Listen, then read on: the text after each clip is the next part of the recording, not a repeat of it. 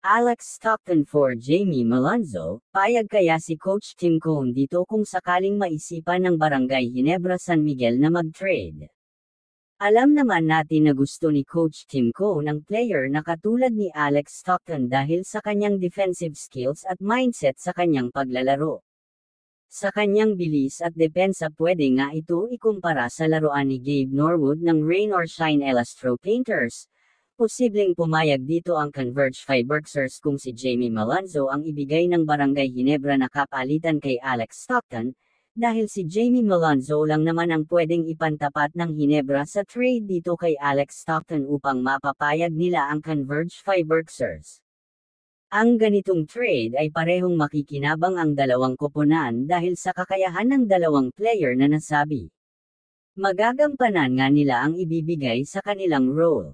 Kung sakaling matuloy nga ito magiging matibay at tataas ang pagiging defensive ng koponan ng Barangay Ginebra sa katauhan ni Alex Stockton. Pwede nga nila ibigay ang role para depensahan ang mga scorer at main gun ng kalaban dahil sa kanyang kakayahan sa depensa at hustle na maibibigay nito sa kanyang koponan. Magiging malaking parte nga ito kung matuloy sa pagkuha sa kanya dahil madidagdagan sila ng isang defensive player na siya naman kulang sa kanilang koponan at kung sa scoring naman ang pag-uusapan ay kaya nga naman ito umiscore kung kinakailangan dahil hindi lang ito magaling sa depensa. Dahil kaya nga naman ito mag-handle ng bola at gumawa ng puntos kahit pa one-on-one, pwede nga si Alex Stockton maging kapalitan ni Stephen Holt sa rotation sa defensive position ni Coach Tim Cone kung sakali at pwede din nila ito pagsabayin sa loob ng court si Stephen Holt at si Alex Stockton at kung mangyari yun, pahihirapan nila ang ibang koponan dahil sa kakayahan nitong dalawang player sa kanilang depensa at opensa na maibibigay sa kanilang koponan.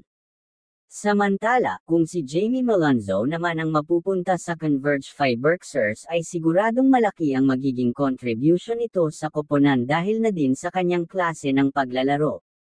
Kung naaasahan ito ni Coach Tim Cone mas maaasahan ito ng Converge Fiberxers. Magiging fit nga ito sa koponan nila, madadagdagan nga ng isa pang bigman ang Converge sa katauhan ni Jamie Malonzo na kayang maglaro sa labas dahil sa kanyang shooting ability.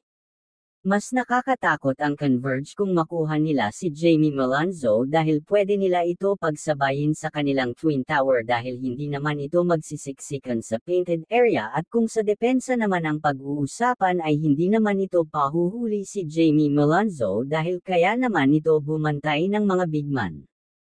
Hindi nga naman mahihirapan ang Converge Fiberxers dito kung sa rotation ang pag-uusapan dahil pwede nila itong gawing starting 5 na magiging kapalitan sa posisyon ni Brian Santos at hindi nga naman ito makakaapekto kung magkapalitan na silang dalawa dahil hindi nga naman nagkakalayo ang laruan ng dalawang player na ito.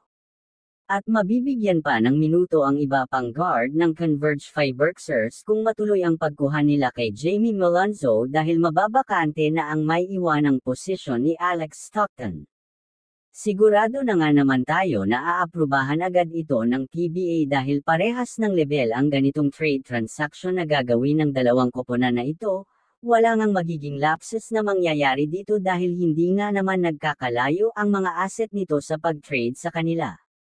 Ito ay isang trade idea ko lamang at opinyon lang, hindi ito ang basehan kung ano ang magiging hakbang o gagawin ng mga koponan.